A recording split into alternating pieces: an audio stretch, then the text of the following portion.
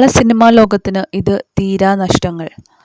ഇന്നലെയായിരുന്നു ഗാനഗോകുലമായിരുന്ന എസ് ജാനകിയമ്മയുടെ മരണം സംഭവിച്ചത്. അതിൻ്റെ ഞെട്ടലിലായിരുന്നു മലയാളികൾ. ഇന്നിതാ മറ്റൊരു സിനിമാ നടൻ്റെ മരണവാർത്തയാണ് അറിഞ്ഞിരിക്കുന്നത്. മലയാള സിനിമയിൽ പോലീസ് വേഷങ്ങളുടെ ശ്രദ്ധേയനായിട്ടുള്ള നടൻ രാജശേഖരൻ അന്തരിച്ചു. കോട്ടയം ചിങ്ങവനത്തെ വസതിയിലായിരുന്നു അന്ത്യം സംഭവിച്ചത്. മലയാളത്തിൽ ഏറ്റവും കൂടുതൽ പോലീസ് വേഷമണിഞ്ഞ നടന്മാരിൽ ഒരാളെന്ന നിലയിൽ എസ് എ രാജശേഖരൻ എന്നാണ് അദ്ദേഹം സിനിമാ ലോകത്ത് അറിയപ്പെട്ടിരുന്നത്. വില്ലൻ വേഷങ്ങളിലും പോലീസ് വേഷങ്ങളിലുമാണ് അദ്ദേഹം തിളങ്ങി നിന്നത്.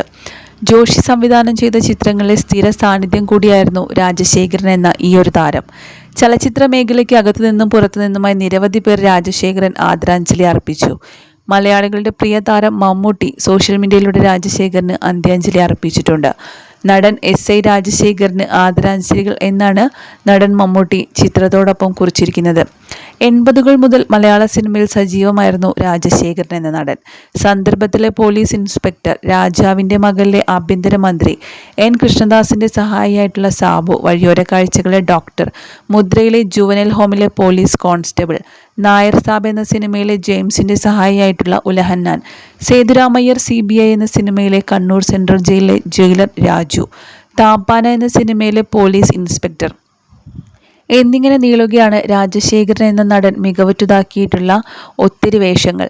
നമ്പർ 20, മദ്രാസ് മെയിൽ, പാറശാല പാച്ചൻ, പയ്യന്നൂർ പരമു തുടങ്ങിയ ചിത്രങ്ങളിലും ശ്രദ്ധേയമായിട്ടുള്ള വേഷങ്ങളിലെത്താൻ രാജശേഖരൻ എന്ന ഈ നടന് സാധിച്ചിട്ടുണ്ട്.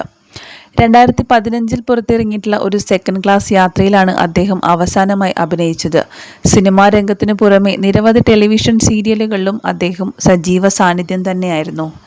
ഇപ്പോഴിതാ നടൻ രാജശേഖരൻ്റെ മരണവാർത്തയറിഞ്ഞ് നിരവധി സിനിമാ സീരിയൽ താരങ്ങൾ ഉൾപ്പെടെ നിരവധി പേരാണ് അദ്ദേഹത്തിന് ആദരാഞ്ജലികൾ അർപ്പിക്കുന്നത്.